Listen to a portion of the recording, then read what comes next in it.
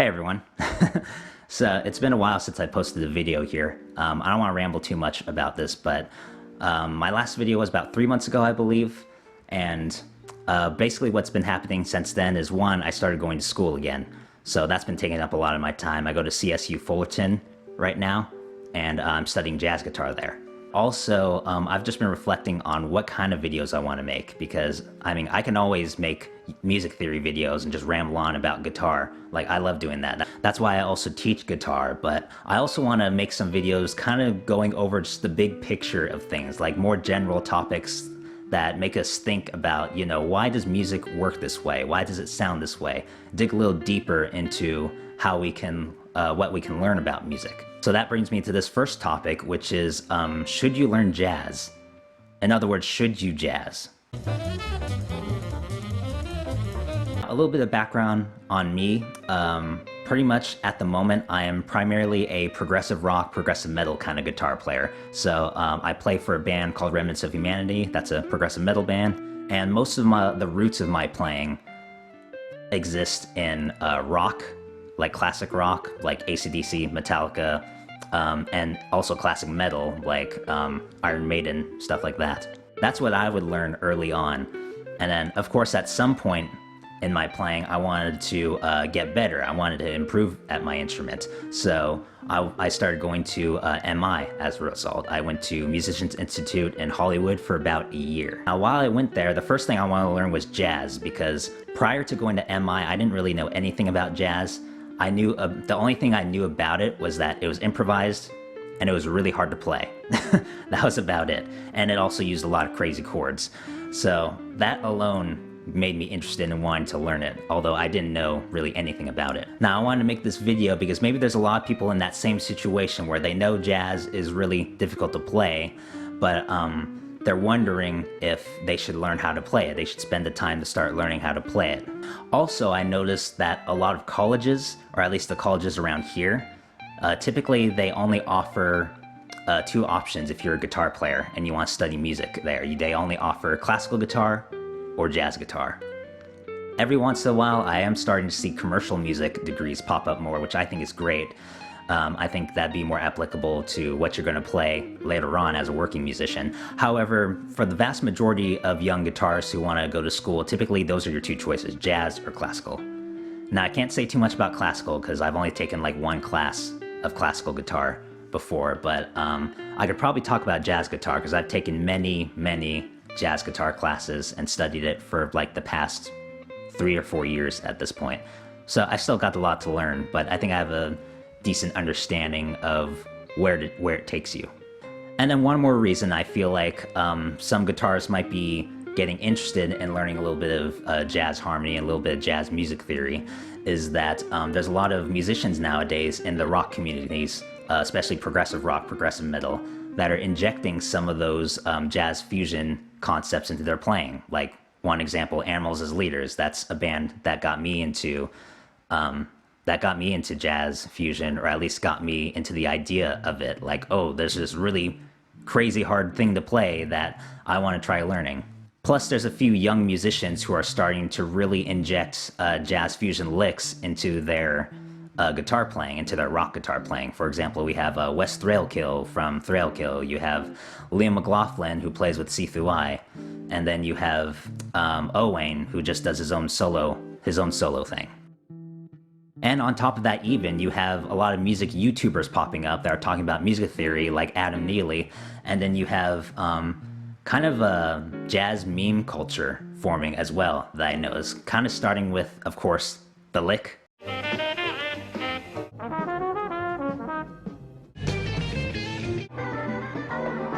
And then kind of just taking it from there, making a lot of stuff out of, like, I don't know, Coltrane changes, Giant Steps changes, and taking simple pop songs and making them, like, just going crazy with the reharmonization. So basically, I'm seeing a lot of these young musicians who are looking at these new rock guitar players who are, like, infusing this jazz fusion into their playing. They're playing these crazy jazz fusion licks that sound like they make no sense, but when you hear them in context, they make perfect sense. And a lot of these musicians want to learn how to do that. However, let's ask the big question again. Should you learn jazz? Now, if you're thinking of jazz as just this rite of passage thing, like just this really hard style of music that you feel like, oh, once I learn how to master this style of music, I can master anything because jazz is so ridiculously hard to play.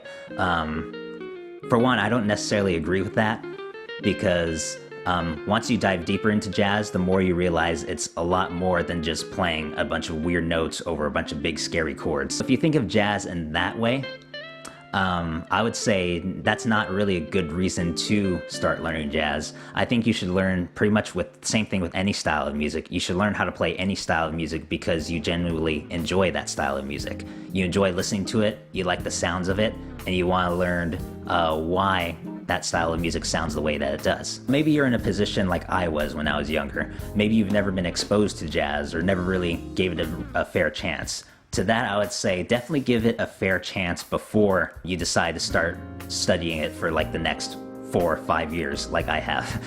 Because it's really gonna take that much time to study it, especially if you're not used to playing it already. So first of all, I want to go over briefly the history of jazz music, because I feel like that'll give us a better understanding of it overall. The earliest forms of jazz music can be found in the late 19th century. It was developed in the African American communities of New Orleans, Louisiana. Jazz music developed from the roots of blues and ragtime music, both of which were also formed in those same communities in New Orleans. Now, many staples of blues and ragtime music is found in jazz music. For example, the call and response phrasing. Call and response is basically when you have two musical phrases, you start with one phrase that maybe sounds like this.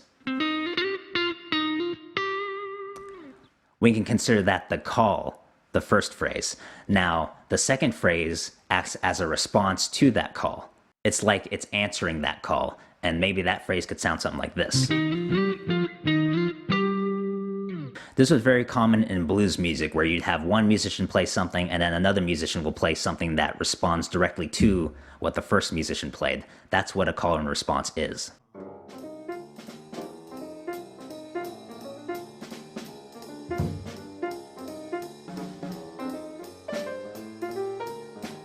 Another aspect of blues and ragtime music that got carried over to jazz music is, of course, improvisation. Everyone probably knows jazz at its core is improvisation. It's all about improvising.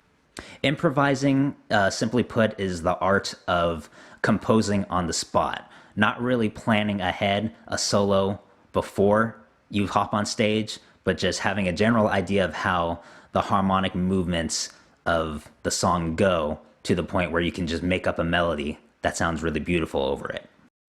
Now, blues music was known for being very heavily improvisation based, especially over its typical form, which is the 12-bar blues, something you may have heard of before. Now, if you don't know what a 12-bar blues is, typically it looks something like this. I'm going to put it right here, post-editing. Keep in mind, this is the most basic form of the 12-bar blues possible. Now, over the years, especially once jazz musicians start taking it and adding more chords to it, it's been changed and rearranged in many different ways. But at its core, this is what it looks like. It's one chord for 4 bars. Then you're going to have a 4 chord for 2 bars. You're going to go back to the 1 chord for 2 bars. And then you're going to have a 5 chord, then a 4 chord, and then 1 chord. And then typically the last measure, they will do some kind of what's called a turnaround, which is what turns the song back around to the beginning. And typically that is played over the 5 chord.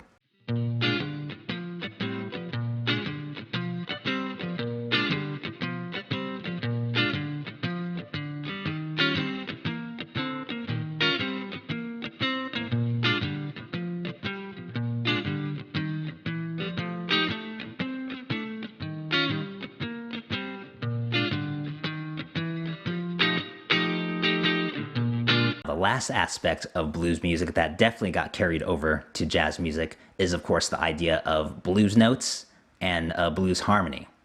Now, notice with that 12-bar blues that I put up here, I put all dominant 7th chords. If you've studied traditional Western harmony, you probably know that in the major scale, you have a 1 chord that's major, you have a 4 chord that's major, and then you have the 5 chord, which is a dominant chord. But if you play all dominant chords, then all those don't fit into the same scale, which seems kind of strange. That's one thing blues did. It kind of broke the rules of what typical Western harmony did. It kind of played by its own rules. Blues musicians like to play dominant chords because they generally had a very nasty, gritty sound to them. It sounded like the blues to them. So therefore, they wanted to play it in their music, and the more they played it, the more it just became the blues. It just became its own style of music. And then the other idea is the idea of blues notes. Now, also in the blues, you find that a lot of players will play these specific notes that you would think would be out of key if you're thinking of just traditional classical music theory. But in blues, all it does is adds a little bit of color to them. It adds a little bit of a unique sound to them. Now, an example of this is you notice a lot of blues guitar players will use minor pentatonic scales directly over dominant chords. So, for example, if the band was playing an A dominant chord, perhaps a blues player would play just straight up A minor pentatonic, even though a dominant chord has a major third in it, a major sound to it. Now, the reason they did this is because they wanted to get what I call the sharp 9 sound, which I call it a sharp 9 because I think of it as taking the second note of a scale, like, for example, A major. If we're thinking A blues, the second note would be B, so a sharp 9 would be B sharp. However, you can also think of that as being the minor third.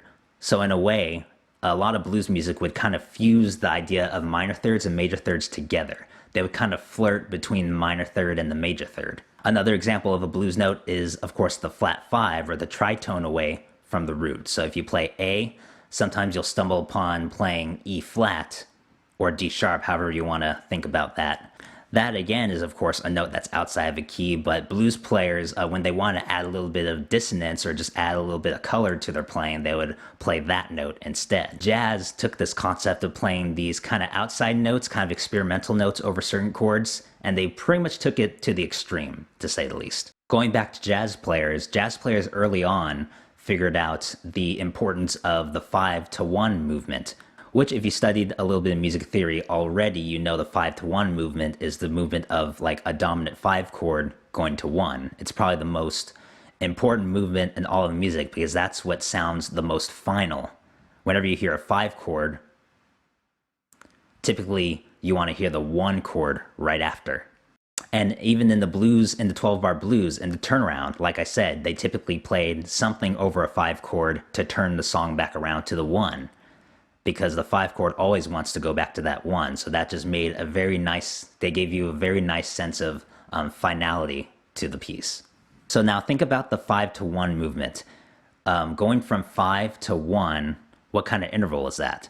That's going to be, the root note is going to go up a fourth to go from the 5 to the 1. Now, jazz players also quickly figured that out. So they would often have chord progressions that involved moving in sequences of fourths. So that's where you get the 2-5-1, because those are all sequences of fourths. And then you also get the 6-2-5-1, and then you get the 3-6-2-5-1. That's all just moving in sequences of fourths up until you get to that root again. So early jazz players would basically just take these concepts that they learned from blues music, and they would apply even more chords that imply those sounds to blues music. And you would get something that sounds like this.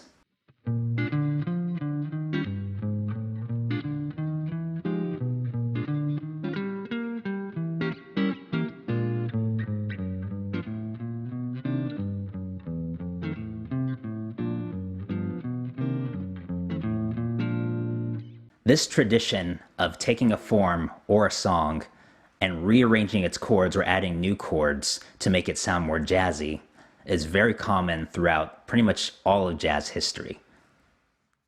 This is a process known as reharmonization. When you reharmonize a song, you're taking a song and you're not changing the melody. Typically, you don't change the melody, but you take all the chords underneath and you see basically how far you could take this melody or what kind of different emotional qualities you could take this melody by changing up the harmony behind it. Well, I found a woman stronger than anyone I know. She shares my dreams. I hope that someday I'll share her home.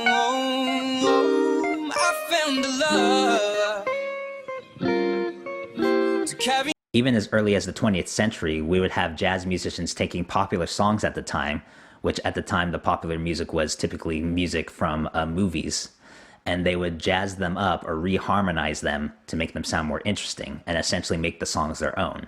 Even some common jazz standards that you might learn studying jazz music, there's Alice in Wonderland, there's My Favorite Things from The Sound of Music, there's Someday My Prince Will Come.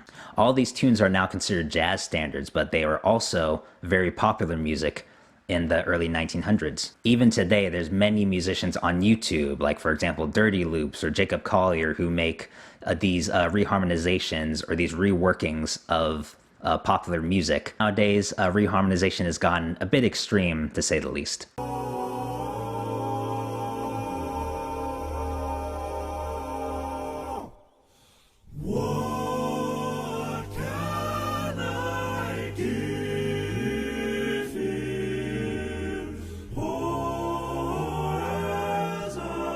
From the 20th century until now, there's been tons and tons of different styles of jazz that has evolved.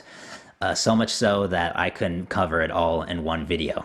But when I think about jazz at its core, I think about jazz as being, just like any other style of music, a way to express yourself. But more importantly, for jazz, you're expressing yourself on the spot.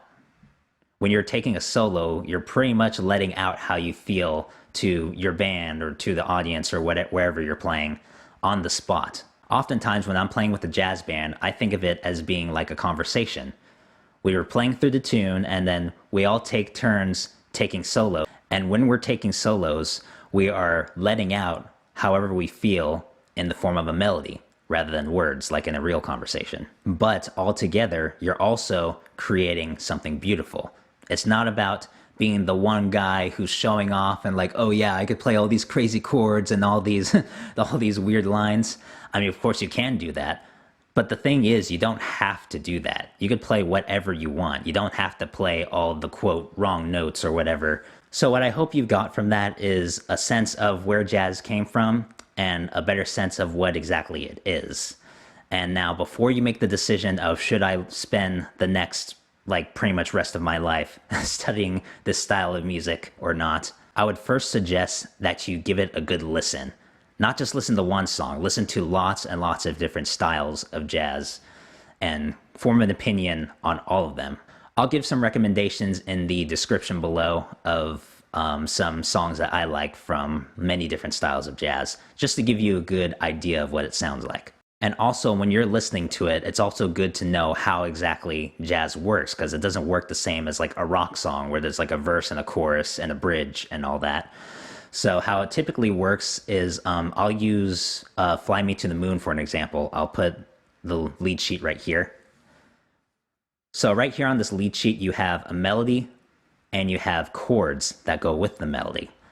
So typically what happens is typically the band they'll either go right into the melody or they will play a little intro that leads into it that they can come up with beforehand, before performing it. But once they start playing the melody, it pretty much starts the whole cycle of chords that you see there. So now, if you were like younger me and you were a straight ahead rock player and you've never seen a jazz piece before, you might be looking at this and thinking, God damn, that's a lot of chords. Which is totally fine because that's exactly how I felt when I first looked at this tune. So generally when you're listening to a jazz song, what the band does is they start with an intro or something, or they'll just go straight into the head, which when I say the head, that just means the beginning of this. So the lead instruments, typically the horns or the saxophone players, will play the lead, or the vocalist if you have a vocalist. And then the rhythm section, which is the section that plays the chords, will be, of course, the drums, the bass, the guitar, or piano player. Usually you have either a guitar player playing chords or you have a piano player. Usually they'll play the whole head or the entire melody up until the end, and they'll either repeat that, so they'll play it 2 times in a row, or they'll start going into soloing. Now, when soloing happens, the rhythm section, the drums, bass, keys, or guitar player will continue playing the chords, but one of the instrumentalists will start taking the solo. And then what they do is they use those chords up there as a guideline for where the solo is going to go. From then on, the rhythm section just continues repeating that same chord progression the entire time until the soloist gives them some kind of cue. They'll usually give them like a little nod which basically means, okay, move on. And then from that point, you move on to the next soloist, which could be, you could decide who solos in what order beforehand, or you can just kind of start playing. And then when you start playing, that's your time. You repeat this cycle over and over and over again until however many people you wanted to have solo gets a chance to solo. And then typically to end it, the band will play the head again, at least once or twice. And then oftentimes they'll come up with some kind of outro to officially end the piece. So when you're listening to these songs I give you, definitely listen for that, because that's going to give you a better sense of what's going on rather than just being just totally lost in all the improvisation going on. So just to do a quick recap, if you don't inherently enjoy listening to jazz music, then I would say to not waste your time trying to spend pretty much your entire life learning it, because why would you want to learn a style of music that you don't enjoy listening to? That doesn't make any sense. So that's why I say you should definitely give jazz music a chance by listening to it. And again, I'm going to put recommendations in the description below so that you can form an opinion and decide, is this the type of music that I want to learn how to play? Is this a type of music that excites me just like any other type of music that I play? And based on that, you can decide whether or not you want to continue learning it or not. Now, this isn't to say that learning jazz is the only way to learn how to play advanced harmony or advanced melody. You can study that in any way you want. There's plenty of other different styles of music that use those kind of chords, like 9th chords or 13th chords or whatever kind of chords you want to learn. Although learning jazz will, of course, expose you to all these different ideas really quickly, they're not the only ways to be exposed to these ideas. As long as you keep putting the effort to keep learning more about music, and if you have a private instructor, always making sure that you're studying what they're giving you, then you will eventually get to the point where you'll get a better understanding about all these complex chords and all these complex ways to improvise and stuff like that. But anyways, if anyone's interested, I can do a follow-up video and talk about some ways to get started playing jazz, like some tips I can give you for getting started, especially as a rock guitar player, because rock, especially when you're improvising, you don't want to approach it the same way that you improvise over rock. Like going back to this tune right here, you notice that all the chords are generally diatonic to the key of C. Diatonic meaning that all the chords exist within the key of C with a few exceptions. As a rock guitar player, I would assume, oh, it's in C major, so as long as I play in C major, then I'll be good.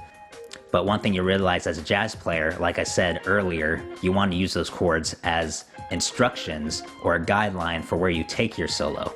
So it's not like you can just meander around the key of C major and just expect that to sound good. You want to follow each chord and play over each chord so that it sounds good. So basically you want to not approach it at all like you would approach rock.